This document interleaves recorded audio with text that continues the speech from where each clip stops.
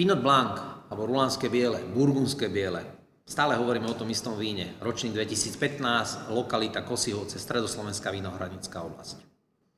Ak by som mal charakterizovať jednoznačne a popísať odrodu, ako chutí rulánske biele, musím povedať, že je to víno, ktoré teraz držíte v pohári. V tomto prípade ja. Nádherná, typická vôňa chlebovinky, až takého pečenej kôrky.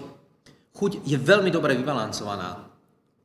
Dobrý pomer kyselín, alkoholu i aromatických látok. Doslova až taká krémová. Tá krémovosť vznikla i tým, že tento burgund zrel chvíľočku v drevenom sude. Elegické taniny doplnili štruktúru toho vína a vytvorili určitú krémovosť.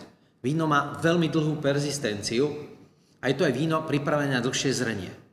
Je to burgund, ktorý je pre mňa príjemným prekvapením. Je to jedno z najlepších vín ročníku 2015, ktoré máme.